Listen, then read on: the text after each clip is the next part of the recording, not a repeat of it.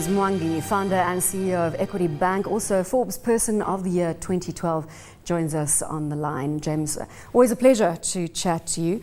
And of course, this is a sad day.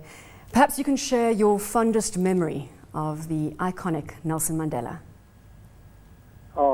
My fondest memory of Nelson Mandela was seeing his reaction and response to the situation he found himself to when he was released from Robben Island.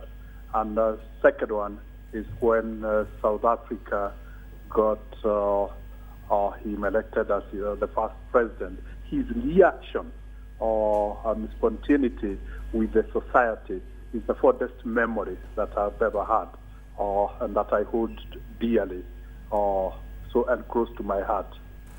James, we've spoken extensively today about what Nelson Mandela has done for South Africa. Perhaps it's time now to focus on what he's done for Africa, and even if you want to give it an East African bias. Yeah, I think Nelson Mandela went beyond the borders of South Africa, went beyond the borders of Africa. But I think for Africa, we then developed a legend who was in a category of his own, not just in Africa, but globally.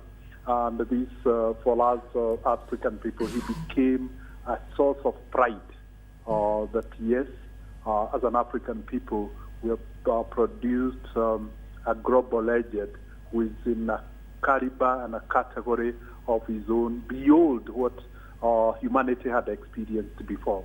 I think he is a great inspiration, not only for the team he led during the apartheid days, but more importantly, the next generation of leadership.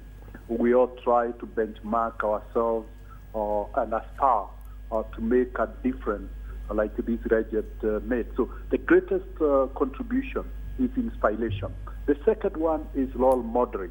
He has is the one that most people hold as their role model, and hopefully the attributes that he demonstrated: humility, selflessness,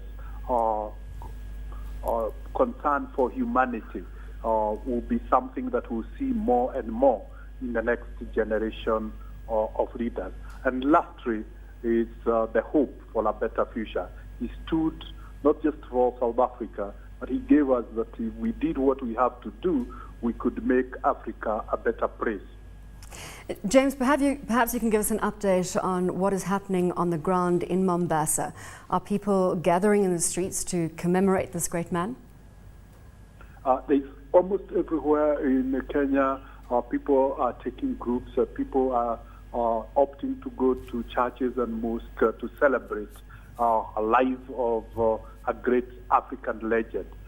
He has gone beyond South Africa, and he's being celebrated as the son of Africa. And Kenya is feeling the pride of a man and mourning him, but more importantly, celebrating what he stood for, and trying to see how much people could emulate this legend.